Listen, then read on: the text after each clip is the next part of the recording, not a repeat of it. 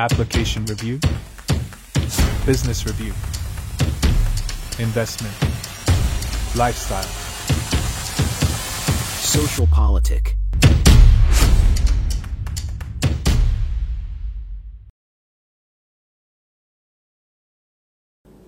Halo Bapak Ibu, saudara-saudari sekalian, lovers and haters, salam cerdas Indonesiaku. Jumpa lagi kita pada kesempatan kali ini. Bagi Anda yang belum subscribe channel saya, silakan subscribe channel saya.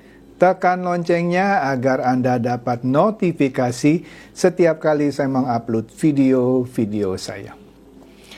Oke, pada kesempatan kali ini saya akan membahas narasumber Tempo yang selama ini dirahasiakan, dilindungi gitu ya oleh Tempo.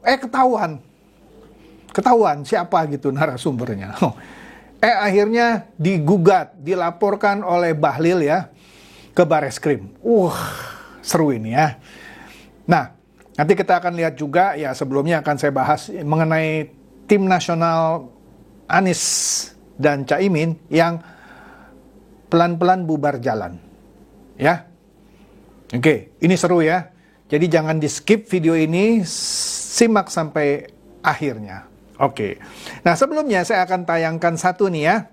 Ini berita dari, sebenarnya ini dari tahun lalu ya. Kita lihatnya 16 Oktober 2023 beritanya. Di sini berita dari Detik News ya. Di sini disebutkan ahli tata negara sebut Gibran sudah bisa maju pilpres asal ada yang usung.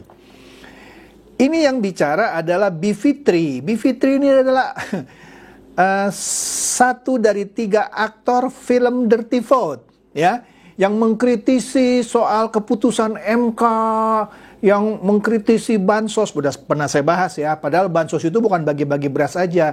Subsidi listrik itu bansos, subsidi BBM itu bansos ya. Tapi di sini saya akan memperlihatkan jejak digital Bivitri yang pada Oktober tahun lalu ketika MK memutuskan judicial review mengenai batas usia, dia tuh santai-santai aja, dia bilang, oh Gibran bisa maju asal ada yang usung ya. Nah, kita lihat sekilas nih beritanya ya. MK memutuskan syarat capres dan cawapres maju pilpres paling rendah usia 40 tahun. Jadi batas usianya tetap ya. Tapi ditambah dengan pernah atau sedang menduduki jabatan kepala daerah. Oke. Nah, Bivitri ini kan pengajar dari Sekolah Tinggi Hukum Indonesia yang namanya Jentera, ya. Nah, Bivitri Susanti ini menilai bahwa usai putusan MK ini, maka Wali Kota Solo Gibran Rakebuming Raka sudah dapat maju di Pilpres 2024 asalkan ada parpol koalisi yang mengusung. Tidak ada keberatan, tidak ada kritisi dari Bivitri. Tapi ketika dia tampil di film Dirty Vote, wah, lain ceritanya ya. Nah, di sini dia bilang, ya bisa maju pilpres maksudnya ya, tergantung koalisi. Ujar Bivitri kepada wartawan. Bivitri mengatakan putusan MK tersebut dapat langsung berlaku untuk pilpres 2024. Ya, dia tidak bilang, wah ini nggak benar nih, nggak. Dia bilang bisa langsung berlaku untuk pilpres. Ya, sebagai kepala daerah, Gibran memenuhi syarat, namun memerlukan dukungan partai politik. Iyalah, oke? Nah, inilah jejak digital kadang-kadang kejam ya. Ternyata dulu ngomongnya begitu, sekarang ngomongnya begini. Oke. Nah, sekarang kita lihat ya, kemarin kan demo menanti keputusan KPU. Ya, besok lah ya. Ya, besok lah saya bahas keputusan KPU-nya lebih detail apa. Ya, karena ini saya rekam kemarin malam. Jadi besok ya. Di sini kalau kita lihat ceritanya, ini cuitan dari Yaum Menir ya, bilang apa? Masa desak-desakan demo hak angket di depan gedung DPR. Orang yang dibelain gak kelihatan batang hidungnya. Nah, ini lucu ya. Orang-orang gampang dipanas-panasin demo tentang hak angket, tapi yang dia bela itu nggak ada di situ. Ada Ganjar Mahfud? Nggak ada. Ada Anies Baswedan dan Caimin? Nggak ada. Malah katanya menjelang keputusan KPU dia belanja takjil di Ben Hill. Tapi yang lain sibuk demo gitu. Enak banget ya. Nah di sini dikatakan kemana Anies Baswedan? Di saat pendukungnya di jalanan. Anies pules tidur. Tanda tanya. Orang yang dibelain mati-matian bukan contoh yang baik. Nggak layak jadi pemimpin. Bukan tidur dia. Beli takjil di Ben Hill. Nah, kemudian Sudirman Said dari Timnas Amin bilang, dia ngomong belak-belakan nih ya. Ini menurut Detik nih. Sebagian besar dari Timnas Amin sudah tidak aktif. Astaga. Jadi sebenarnya dari kubu 01 sudah tahulah, ya sudah menang lah itu 02, ngapain pusing gitu ya. Jadi di sini dikatakan tim Anies sebagian besar sudah tidak aktif. Saya juga sudah masuk ranah masyarakat sipil. Sudirman Said yang selama ini vokal, dia bilang, ya saya sudah masuk ke ranah masyarakat sipil ya. Yang masing bekerja keras adalah tim hukum, IT, dan saksi. Jadi Sudirman Said seperti lepas tangan juga ini ya. Jadi yang masing bekerja keras tinggal tim hukum, IT, dan saksi ya. Padahal Sudirman Said ini adalah co-kapten dari tim pemenangan nasional Timnas Anies Baswedan dan Muhaimin Iskandar. Mantap ya? Mantap. Oke. Nah, di sini Tribun juga memberitakan bahwa nasib Timnas Amin perlahan bubar ya. Masing-masing bubar. Sudirman Said sebut tinggal 3 tim yang kerja tadi. Tim IT, tim hukum, sama tim apa lagi tadi itu ya. Dan saksi katanya. Oke deh. Nah, menariknya, selain Timnasnya bubar, muncul isu PKB bakal ikut koalisi besar. Jadi seakan-akan Caimin balik lagi ke koalisi Indonesia Maju. Makanya Pak Prabowo waktu itu pernah bilang ketika ada teman-teman yang mau menyerang Caimin, Pak Prabowo melarang. Jangan. Nanti dia juga balik katanya. Bener nih balik ya. Nah Anies ketika ditanya dia bilang, tanya Gus Imin lah. Artinya bener ya. Nah kemudian ini Adian Napitupulu ya. Dia bilang apa? PDIP tunggu instruksi Megawati soal hak angket di DPR. Udahlah, gembos lah Megawati. Saya mau lihat ya, dia akan kasih aba-aba suruh hak angket nggak? Jadi kasihan juga ya Adian Napitupulu menanti instruksi Megawati. Oke. Nah, lucunya kemarin ya di depan pendemo Adian Napitupulu ya dari PDIP bilang, Soeharto diturunkan. Mungkin terulang nggak? Seakan-akan dia kesel banget sama Jokowi. Padahal di video-video saya sebelumnya sudah pernah saya bahaskan. Dia dulu yakin banget. Dia bilang yakin Jokowi akan berkampanye buat Ganjar. Artinya dia yakin Jokowi akan berpihak kepada Ganjar. Nah kalau Jokowi berpihak kepada Ganjar, dia ngomong begini nggak? Mau nurunkan Jokowi. Pret lu ah. Ngomong aja. Sebel saya nih. Aduh bener-bener lalu Adian lah ya. Bikin malu nih. Oke, kita lihat lagi ini soal, ini dia nih, menarik nih. Nah, Ahmad Ali dari Nasdem Partai 01 ya, pesimistis hak angket bergulir di DPR. Iyalah, PDIP aja sebagai yang apa ya, orang yang pertama kali menggaung-gaungkan hak angket melalui Ganjar, yang merasa nggak terima kalah padahal memang udah kalah, sampai sekarang menunggu Megawati. Ya jadi Nasdem pesimis, apalagi kalau benar PKB masuk koalisi besar. Astaga, kasihan deh Ganjar. Nah, kemudian ex-komisioner KPU bilang bahwa hak angket tidak ada hubungannya dengan pembatalan hasil pemilu. Sudah saya bahas juga kan, nggak ada. Lah, kalau Ganjar atau Anies punya bukti, ya nanti gugat ke MK. Mulai hari ini sudah bisa gugat ke MK. Ya, hak angket itu tidak bisa membatalkan hasil pemilu. Ya, kasihan deh. Nah, ini yang lucu banget. TPN Ganjar Mahfud tantang anggota DPR berani ajukan hak angket. Jangan berwacana. Lu sendiri dong. Kan lu yang promotor awalnya. Masa sekarang nantang anggota DPR untuk berani ajukan hak angket? Jangan berwacana saja. Ini siapa ini? Dewan Pakar Tim Pemenangan Nasional Ganjar Mahfud, Pumpida Hidayatullah. Saya kenal lah Pak Pumpida. Ya Pak Pumpida ya dalam keadaan ini lucu sih ya menurut saya, terus terang aja. Mohon maaf ya Pak Pumpida ya. Loh, partai Anda kan bukan Pumpida dulu bekas di Golkar ya. Sekarang saya nggak tahu dia, kayaknya bukan Golkar lah ya. Saya nggak tahu di mana dia. Maksud saya kubu 03 di mana Pak Pumpida sebagai anggota Dewan Pakar Tim Pemenangan Nasional Ganjar Mahfud kan tahu yang koar-koar dulu ngomong hak angket siapa? Ganjar. Yang mana dari PDIP, yaitu 03. Loh, sekarang jangan tantang anggota DPR yang lain. Aduh, udah lucu. Nah ini dia nih. Ini kita masuk sekarang.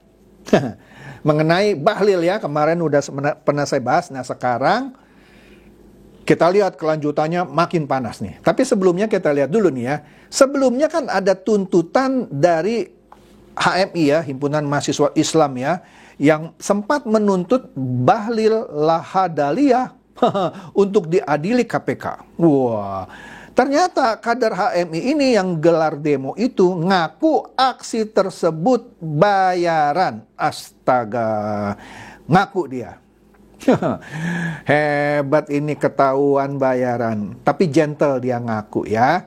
Jadi dia HMI ini mengaku dibayar seseorang ya. Koordinator aksi itu yaitu Rashif Akbi Sarfan mengaku mereka dibayar oleh salah satu petinggi partai Golkar berinisial LH dengan nominal uang jutaan rupiah. Ternyata Bahlil dikerjain sama temannya sendiri dari partai Golkar. Kasihan. Nah, kemudian menurut berita ini juga yang menariknya adalah demo itu bukan inisiatif kami, maksudnya bukan inisiatif HMI, melainkan arahan dari salah satu fungsionaris partai Golkar ya, berinisial LH tadi. Ntar disebut namanya. Lucu nih kadang-kadang media udah kasih inisial belakangan disebut namanya ya. Nah, jadi dia memberikan video klarifikasi. Nanti kita dengar ya videonya ya. Jadi bahwa demonstrasi dengan tuntutan mendesak Presiden Joko Widodo dan KPK untuk segera mencopot Bahlil dari jabatannya merupakan rekayasa dari oknum politisi tersebut. Ya. Ya, waktu itu aksinya HMI ini menuntut KPK mengusut dugaan penyalahgunaan kewenangan dalam pencabutan dan pengaktifan kembali izin usaha pertambangan atau IUP serta hak guna usaha HGU. Waduh, ternyata bayaran. Waduh, kasihan loh Pak Bahlil. Ternyata bayaran. Waduh, lanjut. Dalam orasinya, ya, Bahlil disebut-sebut diduga menerima fee sebesar 25 miliar untuk mengaktifkan IUP dan HGU. Dia menegaskan bahwa tidak tahu menau soal isu tersebut, tapi nggak tahu menau berani demo, kan lucu ya, karena bayaran jutaan katanya ya. Sebab semua tuntutan aksi merupakan titipan dari yang namanya LH tadi. Nah ini nih menarik. Disebut nih namanya LH itu. Disebut di sini katanya, HMI menegaskan demonstrasi yang dilakukannya berjalan sesuai dengan instruksi arahan saudara Lisman Hasibuan. Jadi LH itu Lisman Hasibuan. Ini lucu ya media ya. Ini kalau dulu setahu saya, ketika saya masih kuliah, kalau inisial disebut, nggak pernah disebut nama komplitnya. Ini media sekarang sudah lucu. Sebut inisial dengan singkatan, tapi disebut juga namanya. Oke deh. Jadi ketahuan nih namanya Lisman Hasibuan. Ya. Yang mana Lisman Hasibuan mendatangi sekretariat PBHMI dan Tugu Tani. Dan kami menegaskan aksi demonstrasi mereka ini berjalan secara damai tanpa konflik. Sehingga ada berita kalau ada konflik itu nggak benar ya. Waduh. Dengan kata lain, sekarang ini Rashid Agabi juga menyampaikan minta maaf maaf kepada Menteri BKPM Bahlil Lahadalia. Oh, minta maaf nih. Para kader HMI itu mengaku mencoreng nama baik Bahlil. Oh, tapi saya bilang sih gentle nih ya.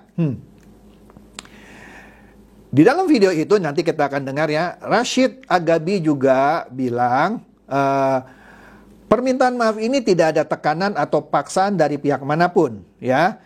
Dia menegaskan permintaan maaf itu karena merasa bersalah telah mencemarkan nama baik Bahlil. Waduh, hebat ya. Hebat. Ini baru sekarang nih ya. Ada yang ini. Jadi ya, mereka mohon maaf kepada Menteri Investasi Bapak Bahlil Lahadalia atas aksi demo tersebut karena sudah merugikan nama baik Pak Bahlil dan keluarga. Mantap deh. Akhirnya ketahuan juga nih ya siapa yang nyuruh. Oke, ini kita dengarkan aja videonya supaya lebih jelas ya. Yuk, ini dia videonya. Jaringan aktivis Mei minta maaf ke Menteri Bahlil, demo arahan Lisman Hasibuan. Assalamualaikum warahmatullahi wabarakatuh. Saya Rashid Afrizal Fansauddin, selaku koordinator aksi di depan gedung Komisi Pemberantasan Korupsi pada hari Jumat 15 Maret 2024 yang mengatasnamakan jaringan aktivis himpunan mahasiswa Islam. Dengan ini memberikan pernyataan klarifikasi sebagai berikut. 1. Selaku pribadi dan sebagai koordinator aksi, saya ingin menyampaikan permohonan maaf kepada Menteri Investasi Bapak Bahlil Lahadalia atas aksi demo yang sudah kami lakukan sehingga merugikan nama baik Bapak dan keluarga. Kedua, perlu saya sampaikan bahwa aksi demonstrasi yang dilakukan hari ini bukan inisiatif kami, melainkan arahan dari salah satu fungsionaris Partai Golkar, yaitu Lisman Hasibuan.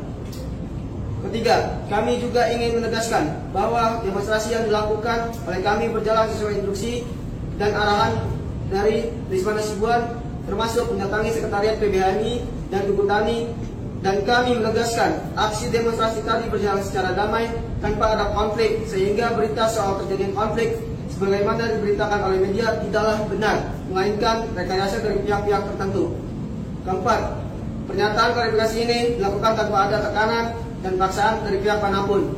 Demikian klarifikasi ini kami buat, semoga tidak ada lagi oknum yang memanfaatkan, mempelintir, atau menungganginya untuk kepentingan politik. Jakarta, 15 Maret 2024. Sekian, terima kasih. Assalamualaikum warahmatullahi wabarakatuh. Waalaikumsalam. Jelas ya? Nah, ini Tempo mencuit ya. Dikatakan bahwa Menteri Investasi Indonesia Bahlil Lahadalia mendatangi Mabes Polri pada 19 Maret 2024 untuk melaporkan narasumber Tempo yang memberitakan kisru pencabutan dan pemulihan ribuan izin usaha pertambangan dan perkebunan (IUP). Bahlil melaporkan para narasumber liputan yang berjudul Main Upeti Izin Tambang di majalah Tempo edisi 4, yaitu 10 Maret 2024 ya, dengan pasal pencemaran nama baik. Menanggapi laporan Menteri Bahlil, pemimpin redaksi Tempo, Setri Yasra, mengatakan pelaporan itu bisa mengancam kebebasan pers. Oh enggak lah, memang harus begitu. Lu mah terlalu kebablasan, makanya bablas terus. Enggak, memang harus dihukum. Memang Tempo mungkin merahasiakan, tapi akhirnya ketahuan kan. Aduh, kasihan banget ya. Lanjut. Dia bilang, pelaporan itu bisa mengancam kebebasan pers. Enggak. Justru pers itu bebas sih bebas, tapi jangan kebablasan. Tidak ngancam menurut saya. Ini Tempo nih bela diri ya. Karena menyasar narasumber yang mengetahui informasi sebuah peristiwa. Informasi bohong. Enak aja. Simak berita selengkapnya soal Bahlil Lahadalia di link bla bla bla. Dukung jurnalisme independen Tempo dengan klik Tempo bla bla bla. Enggak independen lo. Lu udah berpihak sekarang. Enak aja. Nah ini nih ya. Ini yang buat Tempo sendiri. Menteri Bahlil laporkan narasumber Tempo ke polisi dalam kisru pencabutan IUP. Bagus. Nah, di sini Tempo juga memberitakan bahwa Bahlil benar-benar serius melaporkan narasumber Tempo ke polisi dalam kisru pencabutan IUP tadi, ya. Iya, dia datang ke Mabes Polri, ke Bareskrim ya. Dia laporkan, ada yang mencatut nama dia, ya, menjelek-jelekan lah namanya ya. Astaga, mantap. Nah, di sini dikatakan bahwa laporan itu yang di Tempo menuliskan Bahlil mencabut ribuan izin usaha pertambangan dan perkebunan yang tak produktif dengan alasan untuk mempelancar investasi. Rencana pencabutan itu dimulai pada Mei 2021 dengan penerbitan keputusan presiden bla bla bla. Waduh. Kemudian liputan itu juga bilang bahwa Menteri Bahlil dan orang-orang dekatnya minta uang atau saham untuk memulihkan izin yang telah dicabut. Padahal tidak demikian. Makanya Bahlil laporkan kan narasumbernya Tempo, rasain ya. Sebagian dari mereka mengaku izin usaha pertambangannya telah dicabut dan ya tadi harus kasih uang untuk aktif lagi. Jadi Bahlil menganggap narasumber di liputan itu telah mencemarkan nama baiknya. Nah, terkait dengan daftar nama yang dilaporkan, ternyata bukan satu aja nih, ada beberapa ya, ada sejumlah nama. Tadi selain yang disebut oleh HMI, ternyata nama itu juga dari internal Kementerian Investasi. Dari kementeriannya sendiri. Jadi ada yang nusuk dari belakang. Ya. Jadi dilaporkan dah tuh, ya, rasain lu. Nah, Bahlil menyatakan di sini dia tidak mengadukan Tempo ya, dia bilang. Saya mengadukan orang yang mencatut nama baik saya, katanya. Mantap ini dia. Bagus ini. Nah, bagus. Baru rasa dah. Nah, oleh karena itu, pemimpin redaksi dari Tempo mengungkap alasannya menyembunyikan identitas narasumber. Kan mereka punya namanya undang-undang kebebasan pers gitu ya. Nah, alasannya katanya untuk melindungi itu narasumber. Nah, jadi pelaporan itu dianggap oleh Tempo bisa mengancam kebebasan pers karena menyasar para narasumber. Enggak lah, lu aja yang kebablasan lah, bukan mengancam kebebasan pers. Nah, Tempo, kata pemimpin redaksinya, setuju menyembunyikan identitas para narasumber karena pertimbangan keamanan. Kalau narasumbernya benar, kalau saya nih misalnya tahu nih Pak Bahlil salah, saya nggak usah ngumpet-ngumpet, saya bikin press conference. Jangan ngumpet-ngumpet lapor ke Tempo, rahasiain gua ya. Nih Pak Bahlil main duit. Itu namanya bohong itu. Iya dong? Oh, memang betul menyembunyikan narasumber itu dijamin oleh undang-undang pers dan kode etik. Tapi ya lu harus cek and recheck dulu dong, ya. Oke, mantap ini. Baru kena batunya. Oke, jadi saya gembira lah ya. Gembira ini baru kali ini narasumbernya ketahuan siapa, dilaporkan ke Bareskrim dan akan ditindak. Saya nggak tahu ya. Ya, Tempo sih saya yakin dia akan menyembunyikan rahasianya. Tapi kan Pak Bahlil pinter, dia cari tahu dari siapa gitu. Sehingga tadi yang HMI juga bilang, itu ada fungsionaris Golkar tuh yang nyuruh mereka juga. Waduh, ya. Jadi, itu saja gitu ya dari saya. Semoga ini mencerdaskan dan mencerahkan Anda semua. Silakan share video saya ini kepada teman-teman, sahabat atau kerabat supaya mereka tambah cerdas dan tercerahkan. Seperti biasa, terima kasih.